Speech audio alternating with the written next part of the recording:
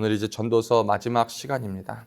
이 전도서 마지막 시간을 볼 때에 결론이 무엇인가라는 것을 보면 먼저는 저는 한 세 절로 가만 보면 될 것 같습니다.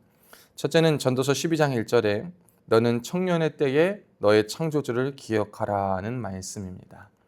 하나님을 기억하는 삶은 그리스도인들이면 누구나도 잊지 말아야 될 말씀입니다. 또 그리고 그리스도인들 뿐만 아니라 사실 사람은 누구나 하나님 앞에서 하나님을 주로 고백하는 이 고백을 해야 되는데 로마서 1장 19절에 보면 하나님을 알만한 것이 그들 속에 보임이라 하나님께서 이를 그들에게 보이셨느니라 라고 말씀하십니다. 하나님께서는 당신을 알만한 것을 모든 사람에게 두셨습니다. 우리가 일반 은총과 하나님의 살아가는 이 세계의 섭리들을 통해서 누군가 신은 있구나라고 말하는데 그 신이 바로 하나님이시구나라는 것을 알만한 것을 사람들 속에 다 두셨는데 사람들이 그렇게 하지 않는다. 하나님을 하나님으로 보지 않고 믿고 싶은 것을 믿기 때문에 그들에게 역시 하나님을 저 몰랐습니다 라는 핑계거리는 전혀 통하지 않는다라고 성경은 말하고 있습니다. 그러니까 사실 저나 여러분이나 믿는 자나 믿지 않는 자나 하나님을 기억하는 삶은 그 인생을 가장 복되게 하는 첫 번째 출발점이라는 것을 성경은 그리고 오늘 전도서는 저와 여러분에게 말해주고 있습니다. 그런데 특별히 청년의 때에 하나님을 기억하라는 말은 우리에게 어떤 것을 의미하는가 오늘 본문을 통하여서 한번 살펴보기를 원합니다. 먼저 첫째로 청년의 때에 하나님을 기억하기 위해서는요. 첫째로 우리의 그 젊은 그 시절을 즐기며 젊음을 기쁨으로 나누며 누리며 살아가야 한다라는 것을 말합니다. 11장 9절에 보면 네 어린 때를 즐거워하며 네 청년의 날들을 마음에 기뻐하여 마음에 원하는 길들과 내 눈이 보는 대로 행하라 이렇게 말합니다. 이 말씀을 보면 많은 젊은 사람들이 다 좋아합니다. 왜냐하면 네가 마음에 원하는 것이 있어? 그러면 그 길들대로 가고 네가 생각한 대로 눈에 보이는 게 있어? 그럼 그대로 행해 라는 말로만 들리기 때문에 많은 사람들이 즐거워합니다. 어쩌면 말씀이 여기에서만 그쳤더라면 오늘날 살아가는 많은 사람들은 다 복된 삶이고 하나님이 기뻐하는 삶을 살아가고 있다라고 말할 수 있습니다. 그런데 한국말은 끝까지 들어봐야 되는 것처럼 하나님의 말씀도 끝까지 들어봐야 합니다. 이 끝에 뭐라고 이야기하냐? 그러나 하나님이 이 모든 일로 말미암아 너를 심판하실 줄 알라. 이 말씀은 우리가 하나님 앞에서 즐겁게 살고 행복하게 사는 것이 문제가 되는 것은 아니지만 너가 행복하게 살고자 너가 눈에 보이는 대로 하고자 네가 가고 싶은 대로 가고자 했던 모든 것에 결국에는 너의 책임이 뒤따른다라는 말을 우리에게 주고 있습니다. 요즘도 계속 촉법소년에 대한 논의가 활발해지고 있습니다. 10대라고 미국에서는 첫 번째로 13세 소년인가에게 사형이 구형됐다라는 뉴스를 제가 며칠 전에 본 적이 있습니다. 여러분 어린아이라고 우리가 기회를 주지만 이제는 사실 어린아이라 함에도 불구하고 너무 많은 악과 죄가 빨라지고 있어요. 그래서 생각하지 못한 이 죄의 그리고 악의 시작이 점점 연령층이 낮아지고 있습니다. 여러분 그러면 언제까지 그들을 향해서 어리니까 봐줘야 한다라는 생각 이것이 우리에게 그리고 그들에게 또 유익한 것일까를 생각해 보게 되면서 그 어린아이들에게도 자신의 행동에 대한 진실한 책임을 돌아볼 수 있는 시간이 필요함을 우리가 많이 이야기하고 있습니다. 마찬가지입니다. 어린아이들에게도 그런 악을 감당할 수 있는 힘과 능력과 재주는 주어집니다.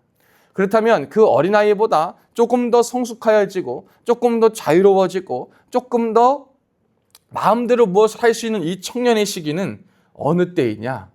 여러분 우리가 자유가 주어지는 시기도 하지만 죄와 더 가까이 할 수 있는 자유가 주어진 시점이기도 한 겁니다. 그렇기 때문에 이 청년의 때는 더욱더 하나님 앞에서 유의해야 될 때다라고 성경은 말하고 있습니다. 청년들은 법을 배웁니다. 무엇이 잘못인지 배웁니다. 그러나 무엇이 또 어떤 것을 교묘하게 피해갈지도 잘 알고 있습니다. 또 어떤 것을 선택하고 어떤 것을 향하는 대로 이것이 좋은 것이거나 나쁜 것이나 분별할 수 있으나 아직 완전히 알지 못하는 것에 대해서는 무언가를 다 찍어 먹어봐야 된다는 경험 속에 살아갑니다. 여러분, 이 시대 속에서 우리는 어떻게 살아가야 되겠습니까? 하나님께서 저와 여러분을 심판하실 터인데 우리가 행한 대로 하나님은 우리를 기록하시고 우리를 행한 대로 하나님께서 당신의 뜻에 따라 우리를 판단하실 그때 여러분, 우리는 어떻게 젊은 날을 즐기는 것이 가장 복되고 하나님을 기억하는 삶이겠습니까? 그 본문에 대해서 10절에 근심이 네 몸에서 마음에서 떠나게 하라 라고 말합니다. 여러분, 근심이 네 마음에서 떠나게 하라. 사실 젊은 사람들이 우리의 청년의 때에 많은 사람들이 이것도 해보고 저것도 해보고 막 도전해보는 이유 중에 하나는 마음에 근심이 있기 때문인 거예요. 어떻게 세상을 살아가야 될 것인가? 어떤 것이 나를 잘 살게 할 것인가? 어떤 것이 내 마음의 괴로움을 덜게 해줄 것인가? 이때 이걸 해보면 이것이 해소될 수 있지 않을까? 나의 근심을 해소할 수 있는 방법, 나의 걱정거리를 덜 수 있는 방법, 나의 문제들을 다 떠나가게 할 수 있는 방법들이 무엇인가를 살펴보다 보니 마음에 근심이 있다는 것을 보게 되는 거예요.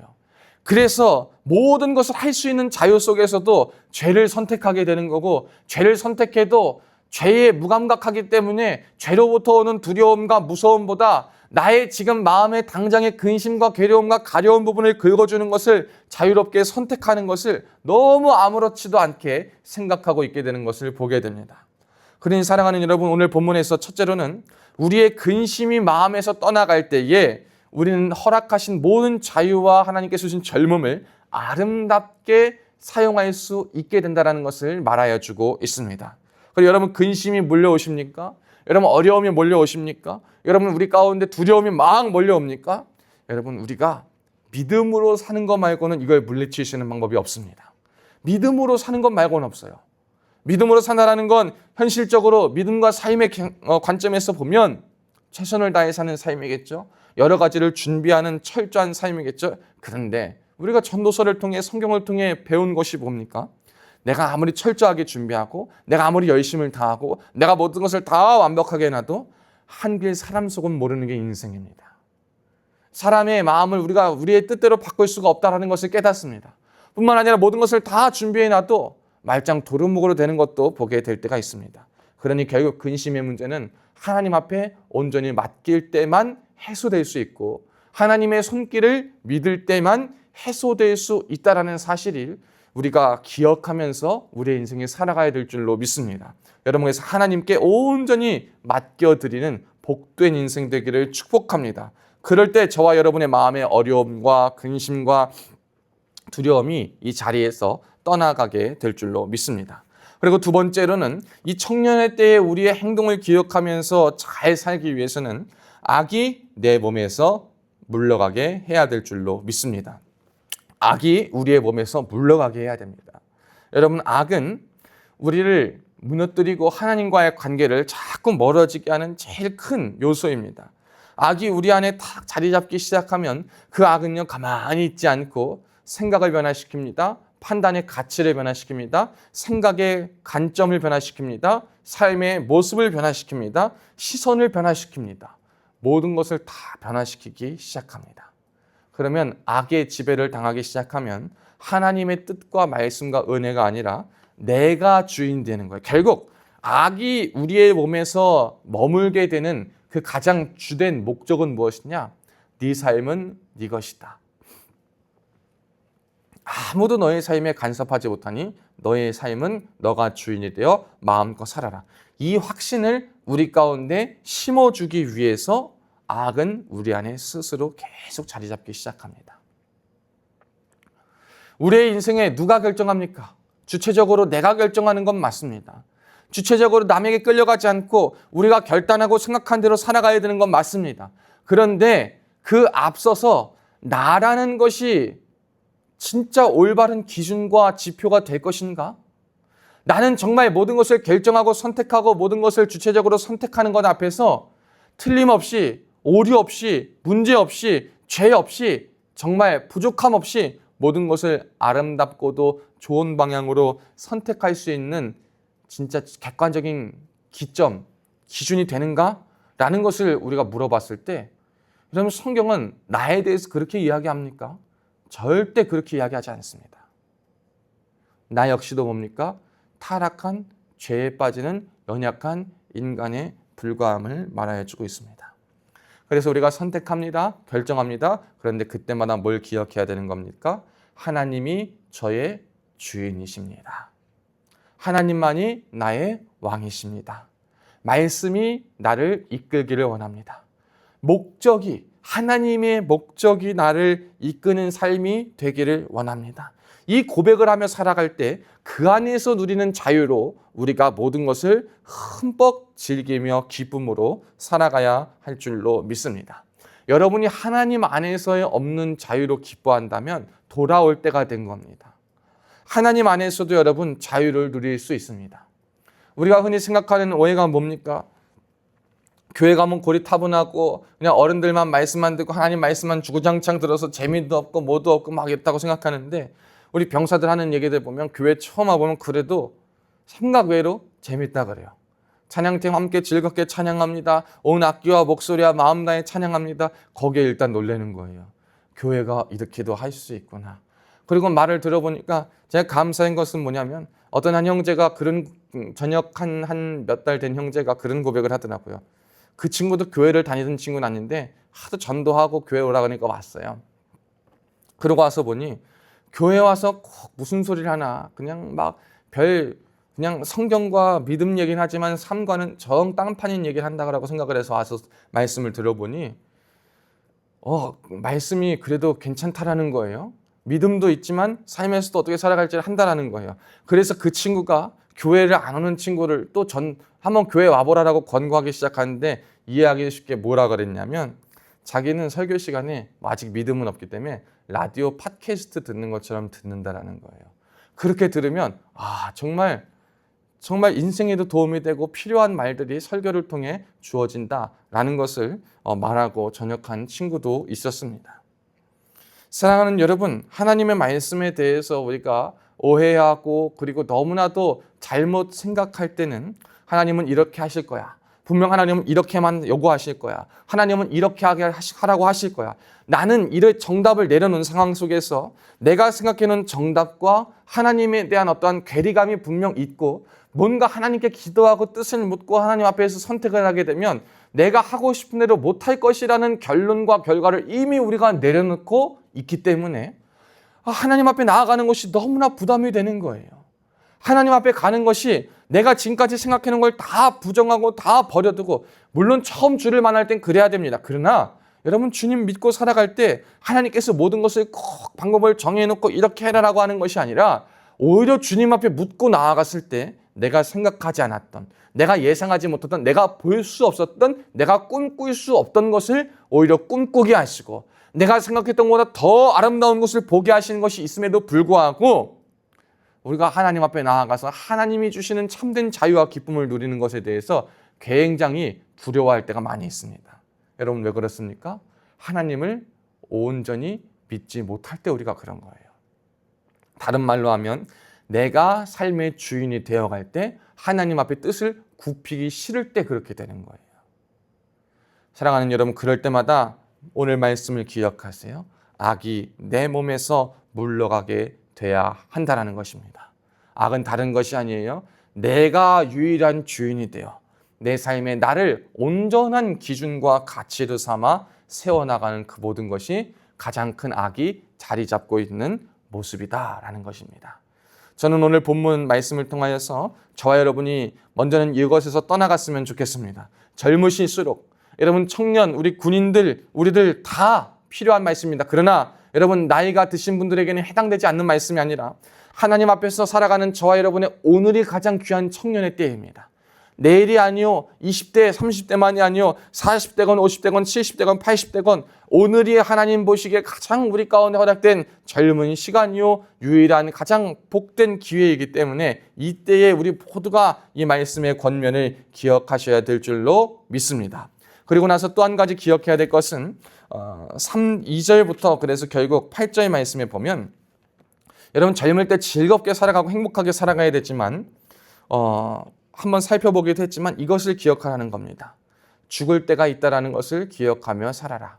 그러니까 여러분의 한계를 인정하며 살라라는 것입니다. 그러니 한계를 인정하는 삶은 때에 따라서 할 것을 하고 때를 구별하는 삶을 살아라는 겁니다.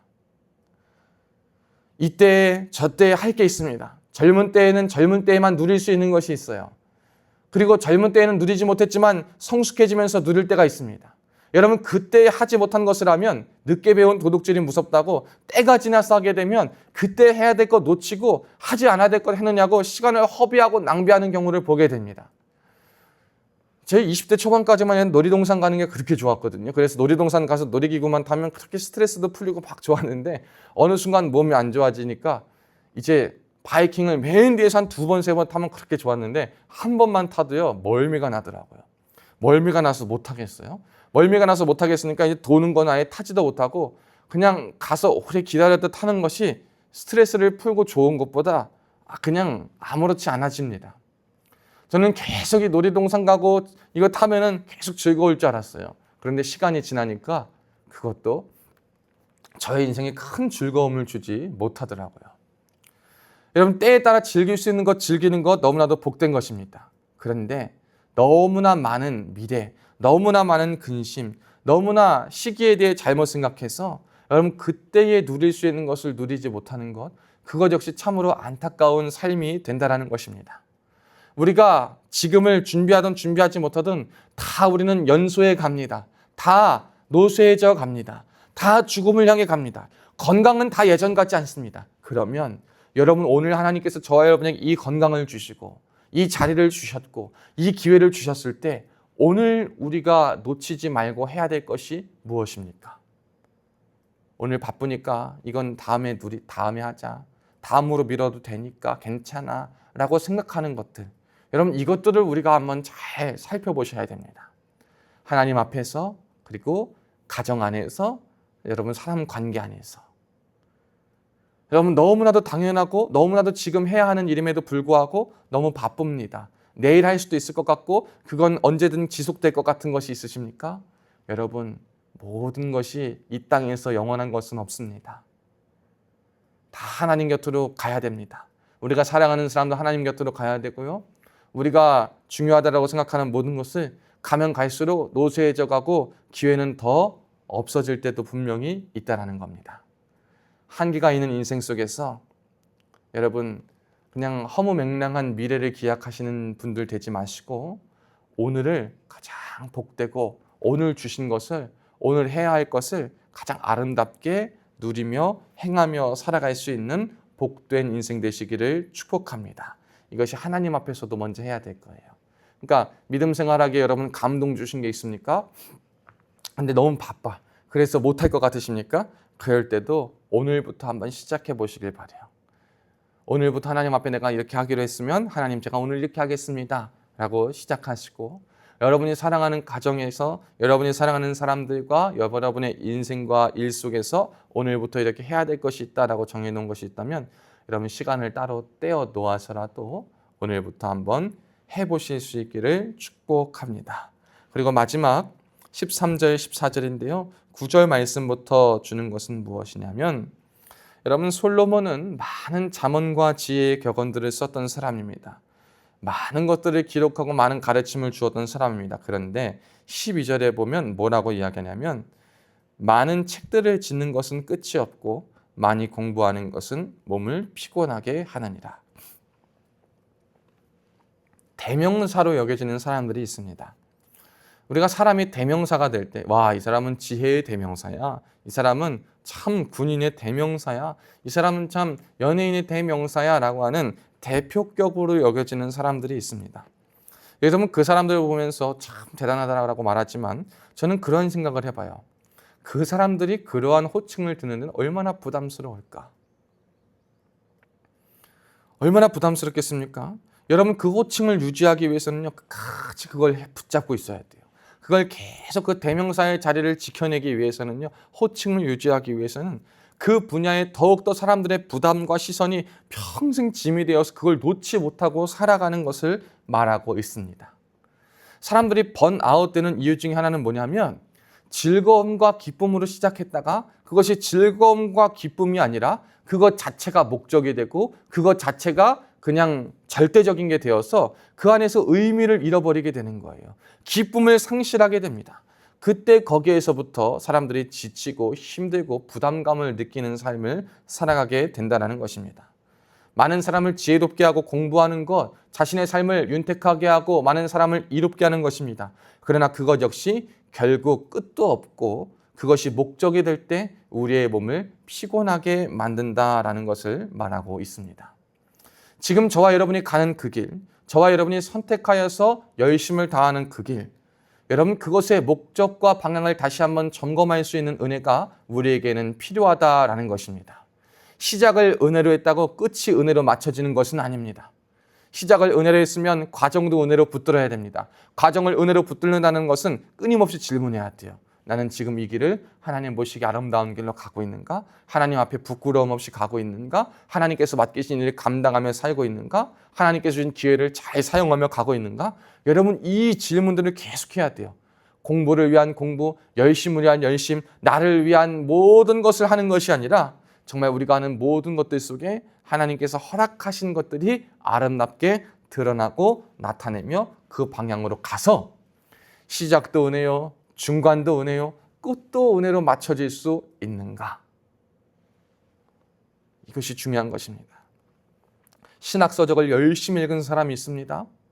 그게 그의 신학적 지식의 굉장한 두터운 배경과 바탕이 되었습니다. 누르기만 하면 신학적인 이야기가 막 나옵니다. 근데 결국 그는요, 주님 떠나버렸어요. 왜 그렇습니까? 그에겐 말씀과 기도가 없었어요. 신학을 위한 신학만 있었을 뿐입니다. 말씀이 없으니까 그 지식 가운데 오는 충돌과 이성의 충돌 사이에 믿음으로 그게 역사하지 않고 믿음이 작용되지 않으니까 결국엔 바깥으로 탁 튕겨져 나가고 고민 가운데 스스로를 고립시키는 모습을 저는 보게 됩니다.